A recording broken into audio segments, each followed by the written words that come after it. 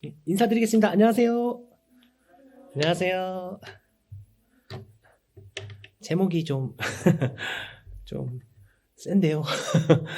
넘어가겠습니다. 제가 제목을 좀 더 신경을 써야 되는데, 조금 급하게 준비하다 보니까 죄송합니다.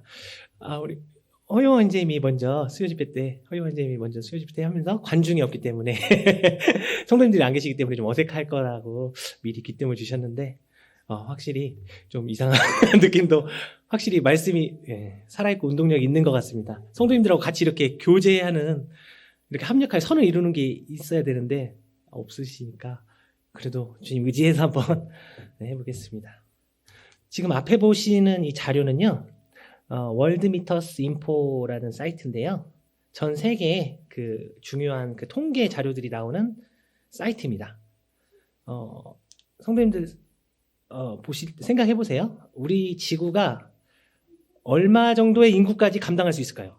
몇 억 명까지? 성도님들, 사람들에 따라서는 80억, 90억도 얘기를 하시더라고요. 근데 많은 과학자들이 공통적으로 이야기하는 숫자는 78억입니다. 지구가 먹여 살릴 수 있는, 감당할 수 있는 최대한의 숫자. 그런데 지금 너무 작아서 안 보이시죠? 3월 20일 이틀 전인데요. 제가 캡처해온 날이 77억 7,200만 인구입니다. 현재 이틀 전 20일 날짜로요. 이 추세면은 올해 여름에서 가을로 넘어가는 때쯤이면 78억이 넘을 거라고 합니다. 지구가 감당할 수 있는 인구가 넘어서는 거죠. 요즘 코로나 사태가 일어나서 참 우리 성도님들도 많이 힘드시고 저희 국민들 또 전 세계 사람들이 힘들어 하는데 이게 과연 우연인가 하는 생각도 들고요.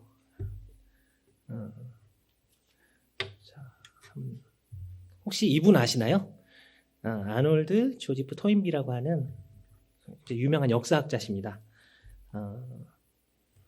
이분이 89년생이에요. 1889년에 태어나서 1975년까지 사시다가 돌아가신 분인데 총 34년간 이 책을 씁니다. 역사의 연구라고 하는 이 책을 34년간 써요. 12권인데요. 이 책에서 그동안에 이 지구상에 있었던 모든 문명들, 기록에 남아있는 메소포타미아, 인더스, 황하, 그 외에 이제 서유럽, 이제 동로마, 동방정교 문명, 이런 수많은 문명들이 어떻게 발생하고 어떻게 성장하고 어떻게 멸망했는지를 전부 조사를 해서 많은 자료를 수집하고 분석을 해서 정리해 놓은 책이 이 책입니다. 이분이 이 12권까지 썼는데 현재를 인류의 암흑시대다라고 이렇게 얘기를 하셨더라고요. 이분이 이제 많은 유명한 말을 했는데 우리가 알고 있는 산업혁명이라는 말도 이분이 처음 썼다고 합니다. 자유경쟁, 공장제, 부의 급속한 증가, 분배 불평등을 일으켰다. 산업혁명이. 그리고 자연의 도전과 인간의 응전이 반복되면서 인류가 발전한다. 근데 이분이 앞으로 그러면 우리 지구, 인류 문명은 어떻게 될 것이냐. 성도님들도 아시다시피 이 옷이 우리나라 민족 고유의 옷이 아니잖아요. 근데 유럽에서 서구 문명에서 온 거거든요. 제 안경, 제가 입고 있는 옷, 모든 게 우리 민족계 아니에요. 전 세계가 사실상 이 서구 유럽 문명에 다 통일이 되어 있는 이런 시대인데, 이 서구 유럽 문명의 특징이 아까 산업혁명 얘기도 했지만 대량 생산, 대량 소비를 통해서 정말 많은 자원을 파괴하고, 자연을 파괴하고 자원을 소모시키고, 부는 굉장히 많이 그걸 통해서 부는 느는데 결국 그 부를 갖는 사람은 소수고, 이런 불평등, 이 문명이 전 세계를 이렇게 집어삼켰기 때문에 사실상 우리 인류의 문명은 암울하다 이렇게 얘기를 하셨더라고요.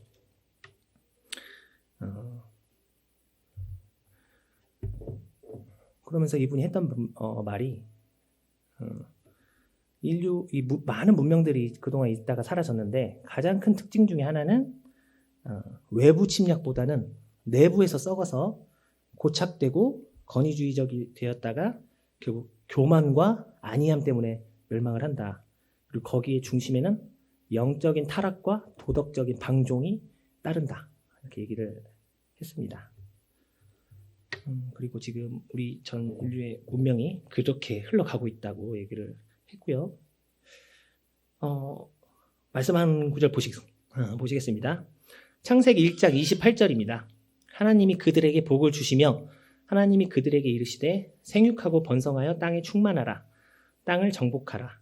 바다의 물고기와 하늘의 새와 땅에 움직이는 모든 생물을 다스리라 하시니라. 창세기 1장 28절입니다. 유명한 말씀이죠. 땅에 충만하라. 땅을 정복하라. 이렇게 말씀하셨는데 사실 하나님께서 이렇게 말씀하신 것은 이런 뜻이었죠. 하나님을 닮은 사람들, 하나님의 본성을 가지고 하나님의 거룩함과 기쁨을 추구하면서 하나님의 형상을 닮은 인간들이 이 지구상에 가득 차기를 원하셨던 거죠. 그렇게 해서 하나님의 그런 능력과 신비를 사탄과 천사들에게 보여주시려고 했는데 아시다시피 노아 홍수 때까지 8명을 제외하고는 전 이 지구에 그 당시 거의 10억에 가까운 인구가 있었을 걸로 예상들을 하시는데 그 많은 사람들이 다 하나님의 형상은커녕 그런 악을 행하기에 바쁜 그런 상황이었습니다. 그래서 하나님께서 노아 홍수 이후에 다시 시작하시죠. 오늘 이제 주제 말씀인데요. 창세기 18장 17절에서 19절입니다. 제가 한번 읽어보겠습니다. 18장 17절입니다. 여호와께서 이르시되 내가 하려는 것을 아브라함에게 숨기겠느냐? 아브라함은 강대한 나라가 되고 천하 만민은 그로 말미암아 복을 받게 될 것이 아니냐? 내가 그로 그 자식과 권속에게 명하여 여호와의 도를 지켜 의와 공도를 행하게 하려고 그를 택하였나니 이는 다 여호와가 아브라함에게 대하여 말한 일을 이루려 함이니라. 이 말씀이 잘 생각이 나시나요? 이게 제가 중간을 지금 읽어드려서 그 전 내용을 보면은 창세기 15장에서 오늘 낮에 주일날 말씀에서 우리 주연스님께서 언급하셨지만 하나님께서 아브라함에게 네가 낳은 자손들로 하늘의 별과 같이 많아지게 하겠다고 하셨는데 아브라함이 99세, 사라가 89세인데 자식이 여전히 없었거든요. 그런데 28장에 이제 2절에서 갑자기 3명의 남자가 아브라함을 방문합니다. 그리고 그 남자 중에 한 분이 바로 하나님이셨죠. 그리고 이렇게 아브라함에게 이야기를 합니다. 내년 이맘때 내 아내 사라에게 아들이 있을 것이라고 하셨죠. 그것을 이제 몰래 듣고 있던 사라가 웃습니다. 에이 이거 말이 되나? 89세인데 내가 이렇게 웃었겠죠. 근데 그것을 하나님께서 바로 보시고 왜 웃느냐고 물으니까 두려워서 사라는 저희가 웃지 않았다고 하지만 하나님께서는 다 아시기 때문에 네가 웃었다고 이렇게 말씀하십니다. 그래서 이삭의 이름이 웃었다가 됐죠. 기가 막혀 웃었다. 그런 이름이 돼버렸는데 그런데 이제 갑자기 그러면서 그 장면이 바뀝니다. 그 3명의 남자가 소돔의 멸망을 이제 위해서 떠나는데 그 자리에 아브라함이 배웅을 나갑니다. 그때 아브라함에게 하나님께서 갑작스럽게 하신 말씀이 바로 방금 읽은 18장 17, 18, 19절입니다. 먼저 17절을 보시면요. 여호와께서 이르시되 내가 하려는 것을 아브라함에게 숨기겠느냐? 지금부터 아브라함 너에게 하나님의 경영을 보여주겠다. 경륜을 어떻게 이끌어가는지 이 인간의 역사를 그래서 그렇게 하기 위해서 아브라함 너를 택했다. 이 말씀이 17절이고요. 18절 아브라함은 강대한 나라가 되고 천하 만민은 그로 말미암아 복을 받게 될 것이 아니냐. 하나님은 소수가 아닌 천하 만민이 복을 받기를 원하셨습니다.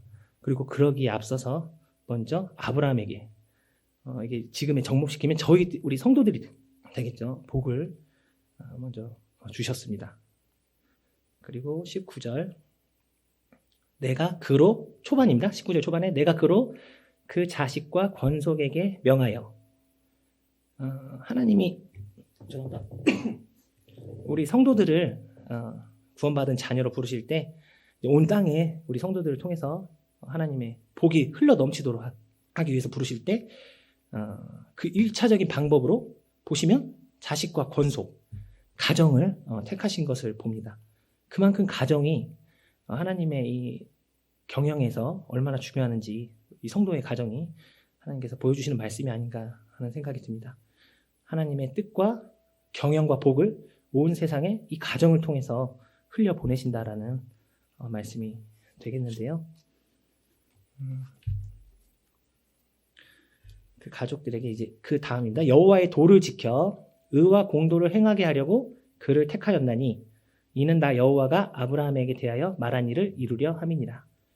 하나님의 명령을 충분히 이해하고 하나님의 말씀을 충분히 이해하고 그 자식에게 그 씨에게 하나님이 하신 말씀들을 지키고 계속해서 영적 유산으로 남겨줄 수 있는 사람, 그 사람이 바로 아브라함이라고 바로 우리 성도들이라고 말씀에서 얘기를 하고 계십니다.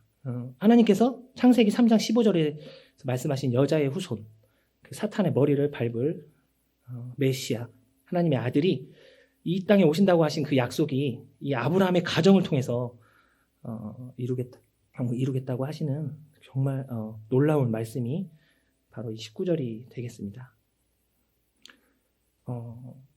그러려면 이 가정이 정말 중요한데요. 정말 이런 가정이 되려면 어떻게 해야 될지 또 말씀을 더 살펴보길 원합니다. 먼저 이제 19절에서 부모가 하나님의 말씀을 먼저 이해하고 자녀들에게 하나님의 말씀을 알려주고 정말 주님의 길 안에서 하나님의 명령대로 살 수 있도록 안내해야 된다고 이렇게 17에서 19절에서 얘기를 하고 계시는데요. 이것이 이제 더 구체적으로 나와 있는 게 신명기 6장입니다. 신명기 6장 한번 보시겠습니다. 6장 1절부터입니다.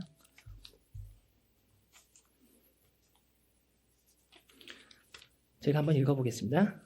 이는 곧 너희의 하나님 여호와께서 너희에게 가르치라고 명하신 명령과 규례와 법도라. 너희가 건너가서 차지할 땅에서 행할 것이니 곧 너와 내 아들과 내 손자들이 평생에 내 하나님 여호와를 경외하며 내가 너희에게 명한 그 모든 규례와 명령을 지키게 하기 위한 것이며 또 내 날을 장구하게 하기 위한 것이라. 이스라엘아 듣고 삼가 그것을 행하라. 그리하면 내가 복을 받고 내 조상들의 하나님 여호와께서 내게 허락하심 같이 젖과 꿀이 흐르는 땅에서 내가 크게 번성하리라. 이스라엘아 들으라. 우리 하나님 여호와는 오직 유일한 여호와이시니 너는 마음을 다하고 뜻을 다하고 힘을 다하여 내 하나님 여호와를 사랑하라. 금요 성경 공부 시간 때 우리 장로님께서 얘기하신 것처럼 신명기는 하나님의 잔소리, 사랑의 잔소리라는 별명을 가지고 있습니다. 제신, 명령명, 기록할 기 합쳐서 신명기고 이걸 그대로 풀이하면 다시 하나님의 명령을 기록한 책이다.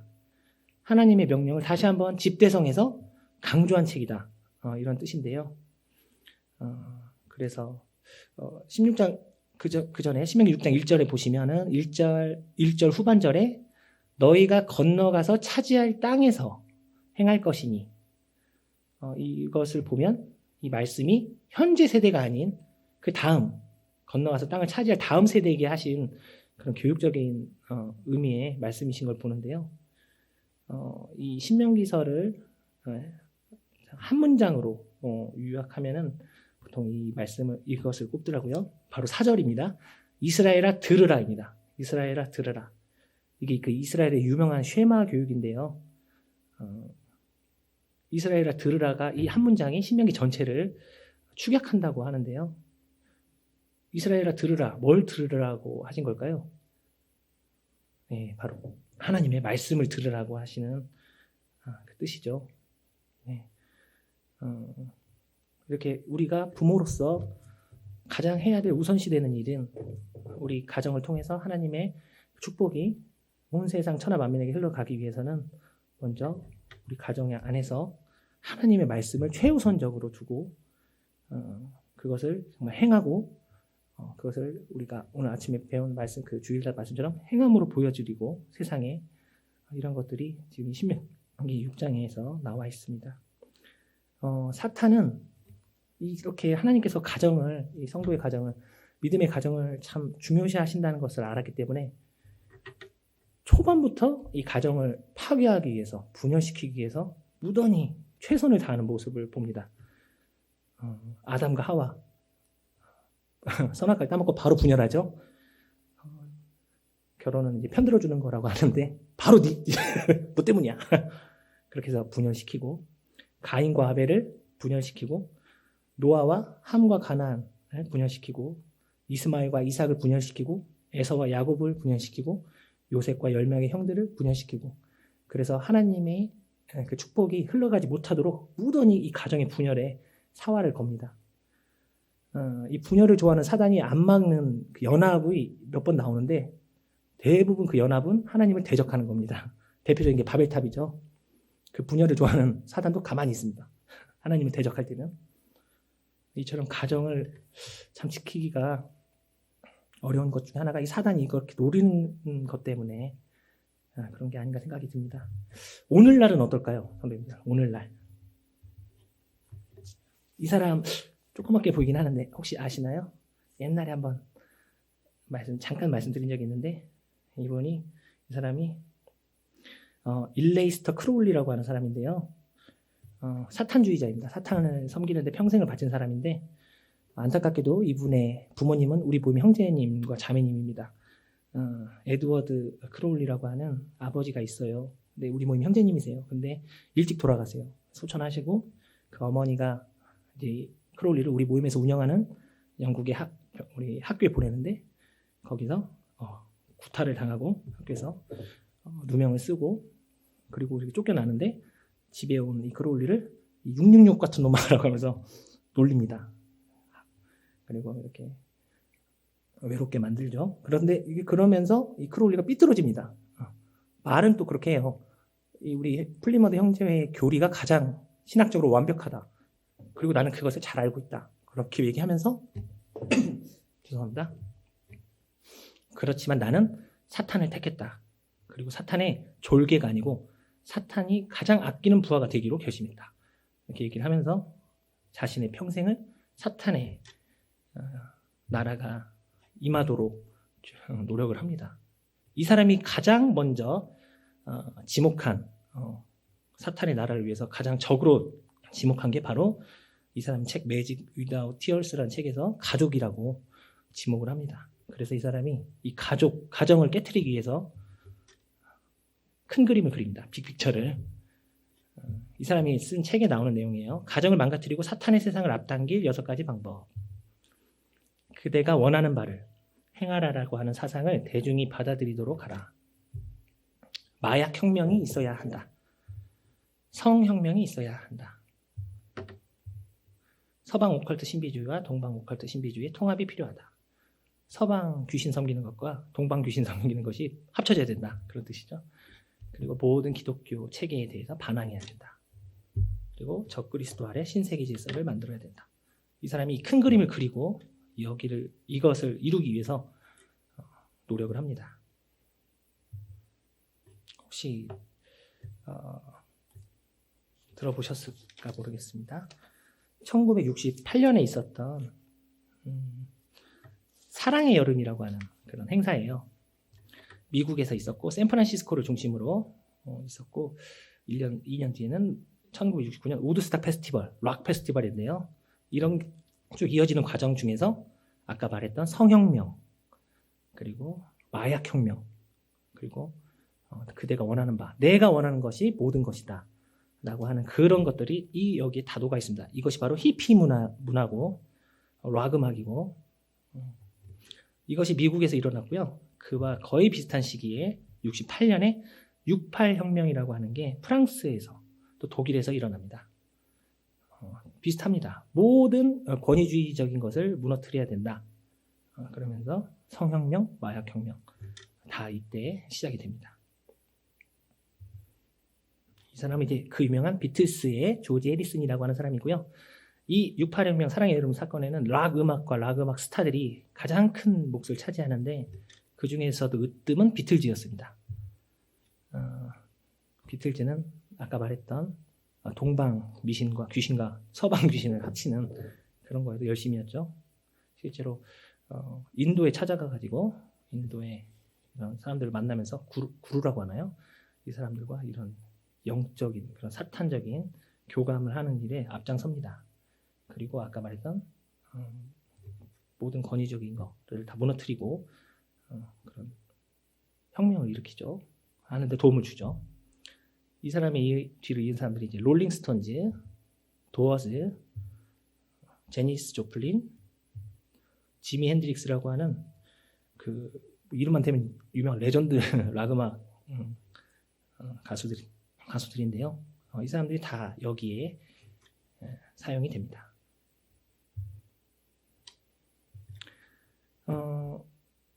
재밌는 거는요, 통계인데요. 보시면은 유럽에서 교회를 출석하는 출석률입니다. 유럽에 있는 프랑스, 영국, 독일 유럽 사람들이 교회 출석률이 보시면 1960년까지는 어느 정도 유지가 돼요. 그 제가 방금 말씀드렸던 68혁명 그리고 사랑의 여름 이런 식으로 락 음악, 마약혁명, 성혁명이 일어나면서 급격하게 떨어집니다. 쭉 바닥까지 그냥. 지금은 거의 바닥입니다. 교회 출석을 안 하죠. 그나마 카톨릭이 조금 올라왔네요. 그 권위의 대상이 사실은 하나님이었다는 증거 자료 중에 하나가 될 것 같습니다. 그리고 재밌는 거는요, 이 혁명 이후에 마약, 성, 내 맘대로 해야 된다. 당연히 뭐가 있을까요? 이혼율이 급격하게 이 시기를 전후로 올라갑니다.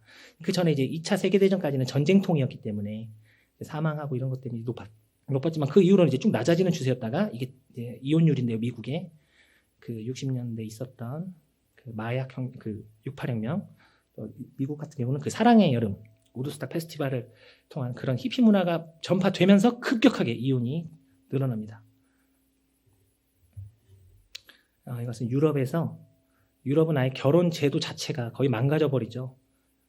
이 도표는 결혼하지 않고 미혼모로 출산되는 여성 혼자 한부모 가정이죠. 한부모 가정으로 출산되는 비율입니다.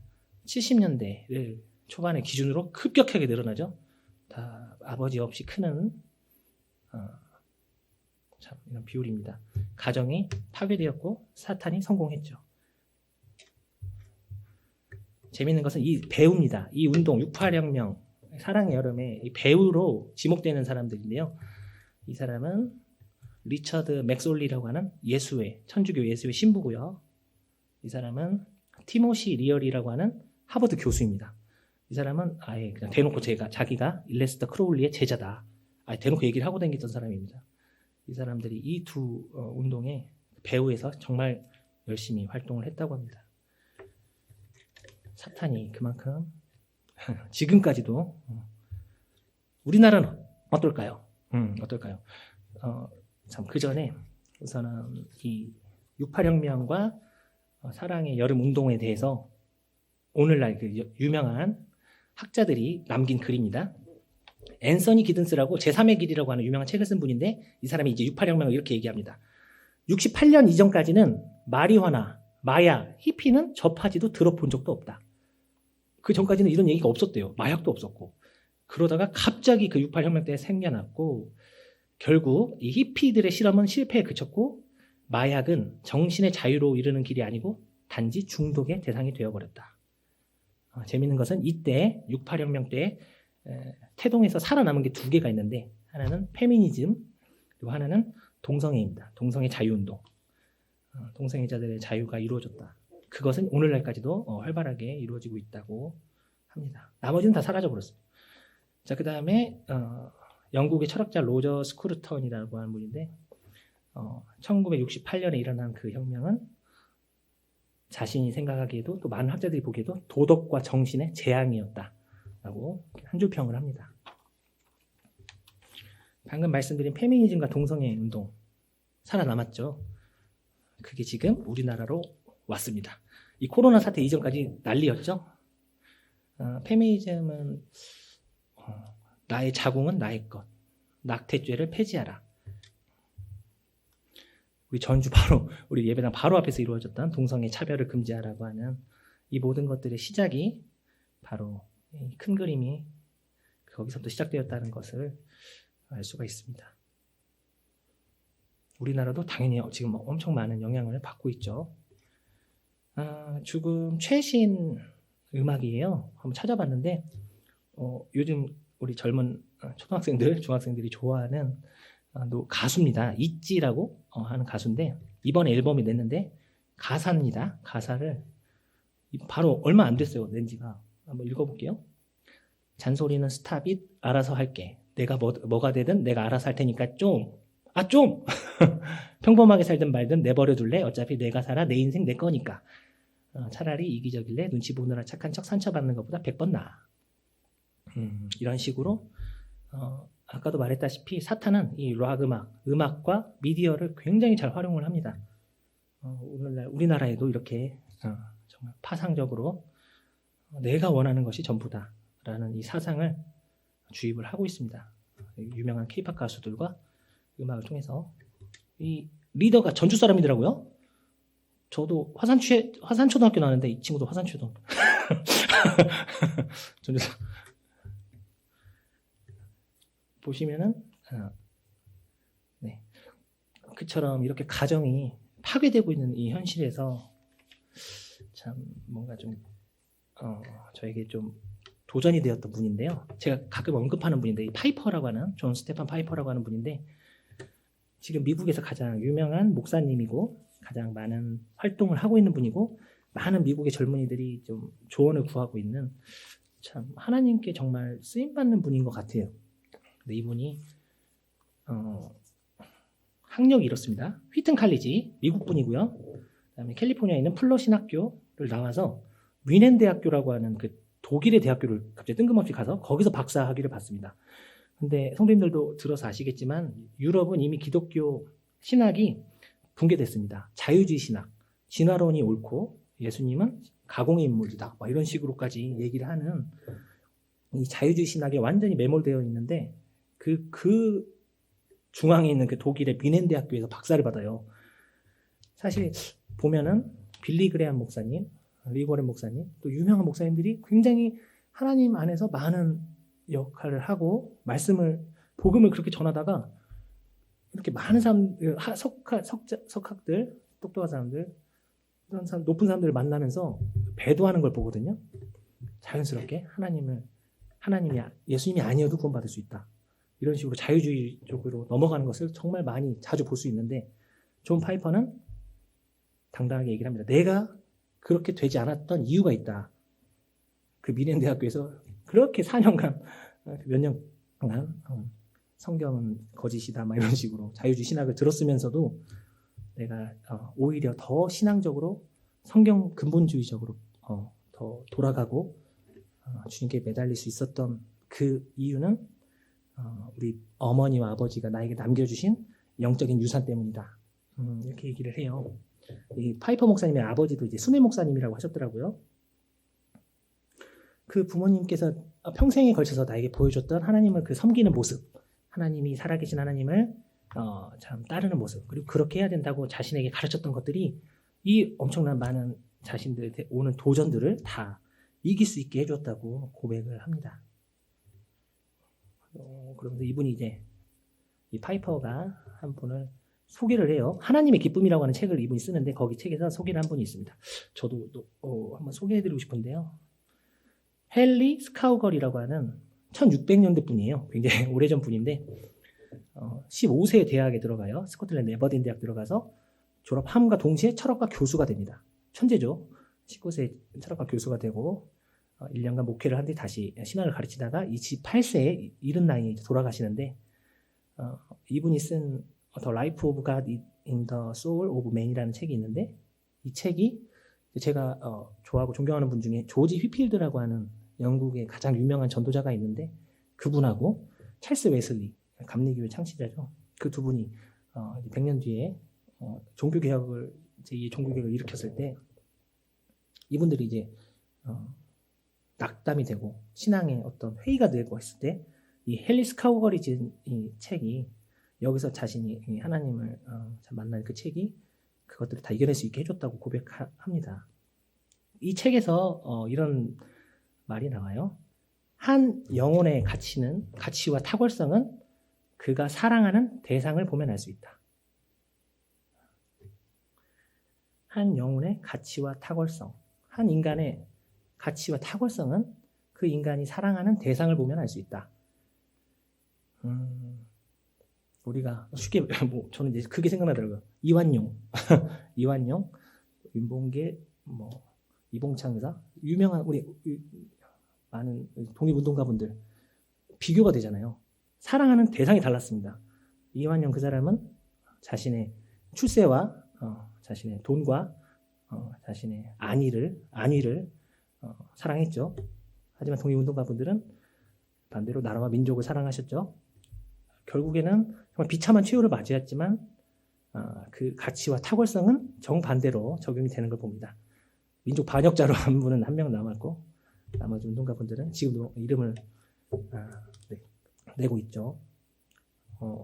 이런 것처럼 헨리 카우걸은 바른 대상을 향해서 하나님이시죠. 하나님을 향해서 애정을 쏟을 때 바로 우리 인간의 그때 우리 인간의 탁월함이 드러난다고.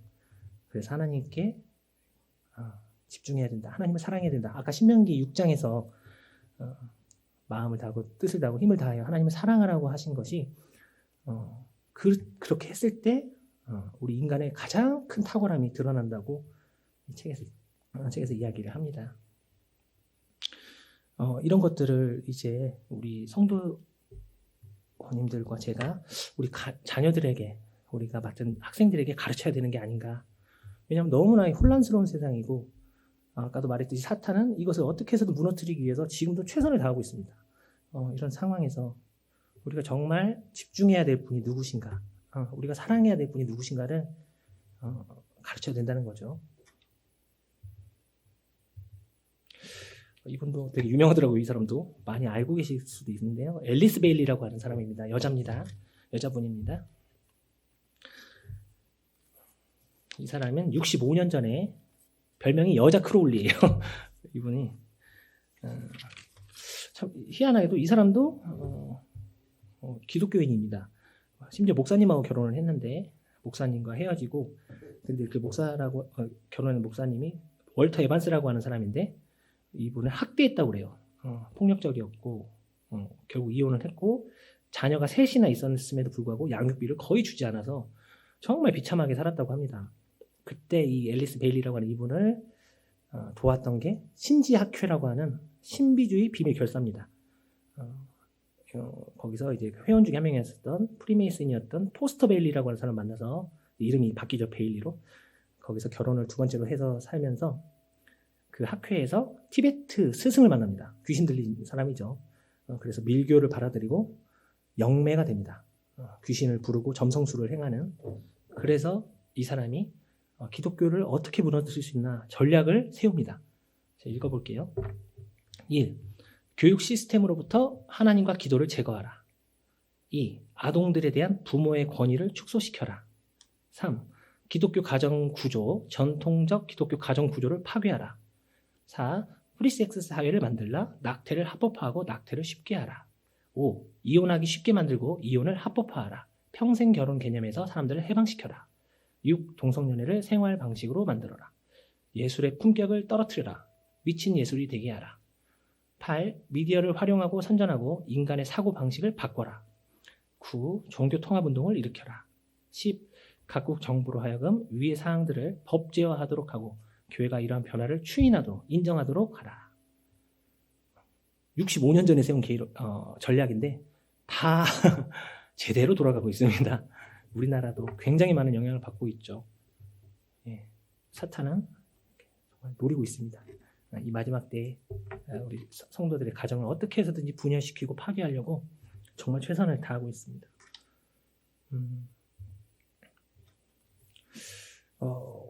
그래서 아까 우리가 읽었던 하나님께서 아브라함에게 하셨던 그 말씀이 오늘날 우리 성도들에게 더 이렇게 중요한 것이 아닌가, 더 필요한 것이 아닌가 하는 생각을 해봐요. 아까 창세기 18장 19절에서 내가 그로 그 자식과 건속에게 명하여 여호와의 도를 지켜 의와 공도를 행하게 하려고 그를 택하였나니 이는 나 여호와가 아브라함에게 대하여 말한 일을 이루려 함이니라.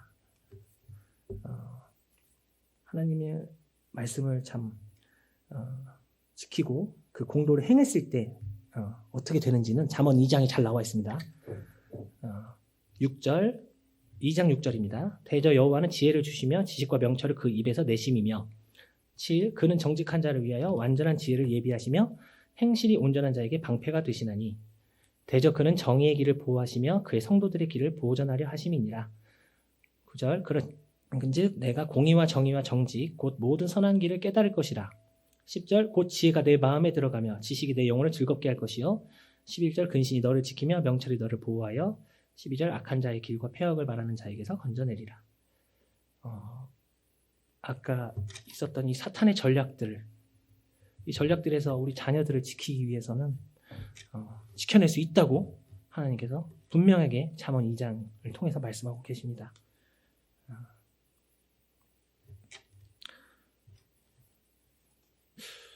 이제 한 말씀만 더 하고 드리고 마치려고 하는데요. 아까 좀 과격한 제목이 나왔던 이유가 제가 요즘 이제 뉴스들이 나오는데 이 코로나19 사태로 가뜩이나 민감해져 있는데 이 뉴스들이 너무 좀 저에게 두려움을 줬습니다. 올해 4월 15일에 북한이 대규모로 도발을 할 수 있다. 그리고 코로나 사태가 진정도 되기 전에 여름부터 유럽을 시작으로 대공황이 발생할 것이다. 할 수 있다. 그리고 7월 도쿄올림픽을 전후로 일본의 도쿄 도난카이 대지진이 발생할 수도 있다. 그리고 발생할 경우 우리나라 동남 해안 지역도 당연히 영향을 받게 된다. 또 코로나19 사태로 메뚜기 떼 습격으로 중국에 대기근이 발생할 수 있다. 지금 메뚜기 떼가 인도, 파키스탄을 지나서 이제 중국으로 가고 있다고 하는데요. 우리나라가 이제 식량 자급률이 몇 프로 안 되죠. 대부분 중국산이고 농산물은 이런 것들이 제 마음을 너무 막 누르는 거예요. 비상식품을 사야 되나, 식량을 사야 되나. 그러면서 너무 두려운 가운데 하나님께서 분명히 하나님의 말씀 1.2력도 다 이루어질 텐데 차차 일어나는 지진, 기근, 전쟁을 내가 휴가 전에 보게 되는 건 아닌가 하는 두려움 때문에 막 뭐 일도 손에 안 잡히고 이렇게 두려웠거든요. 근데 자녀들이 있어서 더 그랬던 것 같아요. 우리 아이들이 있다 보니까 또 부모님들도 계시고 하니까. 그런데 이 말씀을 준비하면서 주님께서 또 그 부분에 대해서도 말씀을 주셨습니다.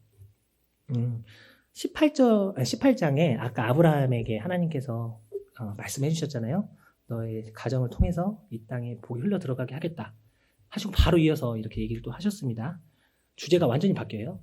여호와께서 또 이르시되 소돔과 고모라에 대한 부르짖음이 크고 그 죄악이 심히 무거우니 내가 이제 내려가서 그 모든 행한 것이 과연 내게 들린 부르짖음과 같은지 그렇지 않은지 내가 보고 알려 하노라. 22절 그 사람들이 거기서 떠나 소돔으로 향하여 가고 아브라함은 여호와 앞에 그대로 섰더니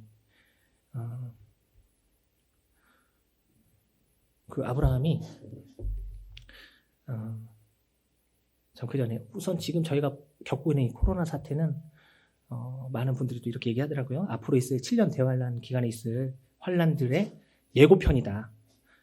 7대접 심판 중에 하나가 인류의 4분의 1을 전멸시키는 전염병이잖아요. 그거의 예고편을 지금 하나님께서 보여주고 계신 것이다라고 이렇게 분별하시는 분도 있더라고요. 보통 예고편은 언제 하죠? 이제 본편 하기 전에 바로 직전에 틀어주죠. 빨리 이 영화 보라고. 그만큼 제가 생각한 것보다 훨씬 가깝게 주님이 문 앞에 서 계신 게 아닌가 하는 생각을 하면서 좀 두려웠는데 주님께서 보여주신 거는 이 말씀을 통해서 저희가 깨닫게 하신 거는 아브라함이 두려워하지 않습니다. 낙심하지도 않아요.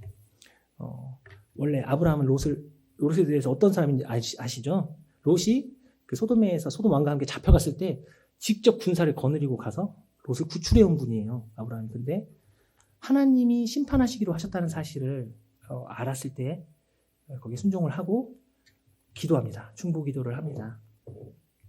그래서 의인이 있다면 하나님께서 어떻게 하시겠습니까라고 계속 하나님께 부탁드리죠.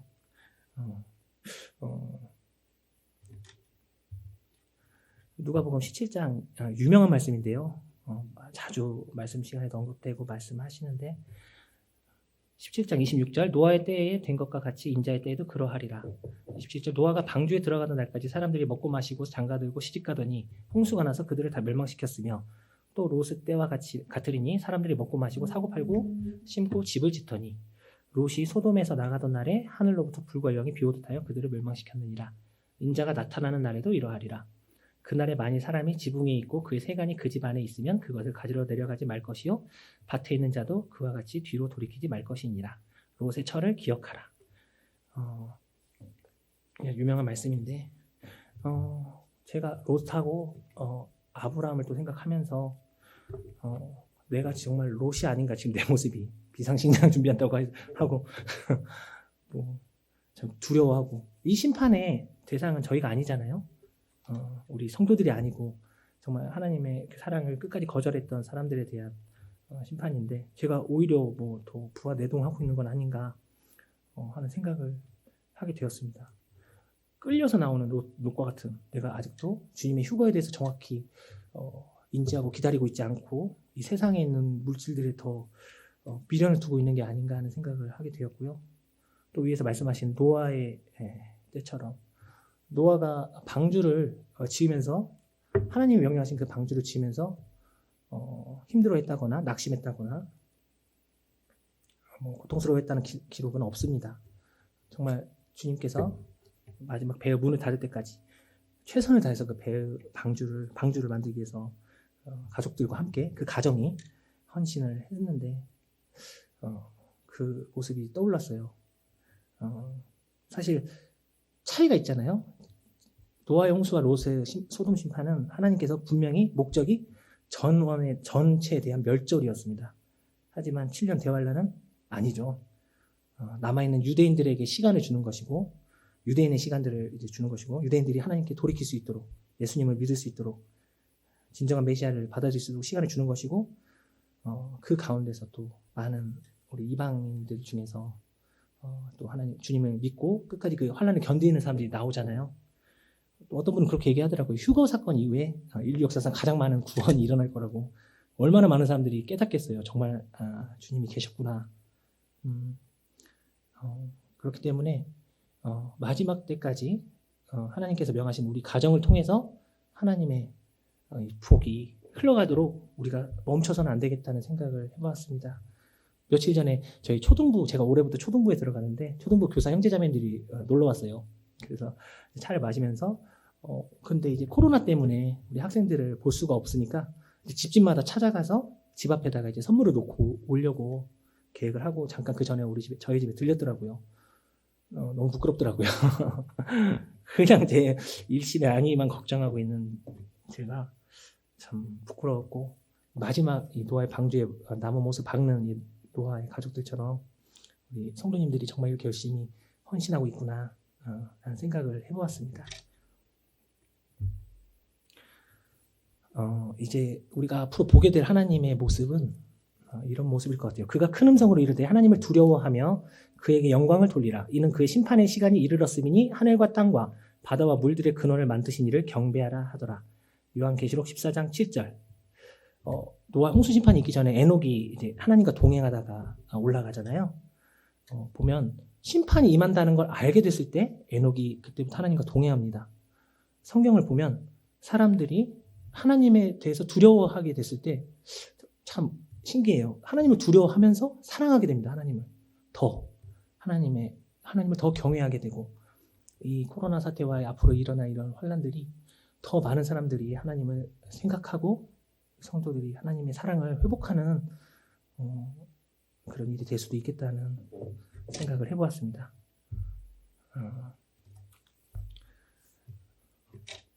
죄송합니다.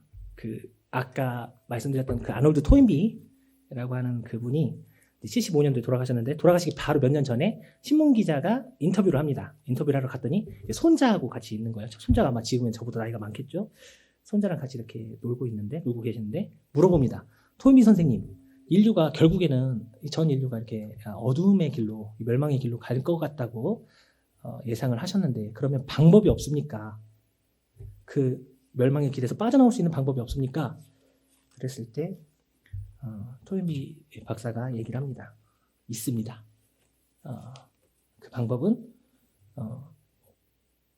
이 서구 유럽 문명을 영향을 받고 있는 모든 사람들이 그 서구 유럽 문명이 시작되었던 바로 그 첫 시작, 바울 사도가 드로아에서 마게도냐로 가게 되면서 유럽에 복음이 전해지잖아요. 그리고 초대교회가 세워지는데 그 초대교회의 시작을 회복하는 겁니다. 이분은 구원받은 그리스도인도 아니고 예수님의 하나님을 믿는 분도 아닌데 그렇게 얘기를 해요. 이 인류의 멸망을 막을 수 있는 길은 초대교회를 회복하는 거라고. 그러니까 그게 가능하겠습니까? 기자가 물어봅니다. 그랬더니 손자의 머리를 쓰다듬으면서 그렇다고 제 손자한테 너의 세대에서 지구는 멸망할 거다라고 제가 어떻게 얘기하겠습니까? 라고 이렇게 얘기를 했다고 해요. 저희는 알고 있습니다.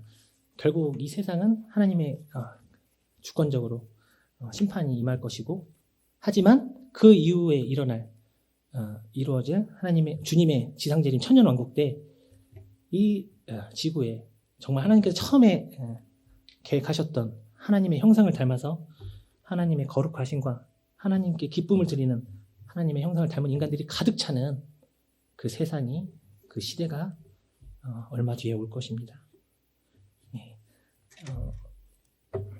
그러기 전에 저희들은 우선은 최선을 다해서 저희 가정 안에서도 해야겠죠. 가치 있는 목표를 제가 읽어보겠습니다. 미국의 유명한 속담인데요. 가치 있는 목표를 향해 출발하는 순간 이미 성공에 다가서는 것이다. 지금 시작해도 늦지 않았다는 뜻 같아요. 정말 한 영혼의 가치의 탁월성은 그 대상이 사랑하는 것이 있다고 하는 그 이야기처럼 우리가 하나님을 정말 사랑하는 데에 그 가치를 두고 살아갔으면 좋겠습니다. 마치겠습니다.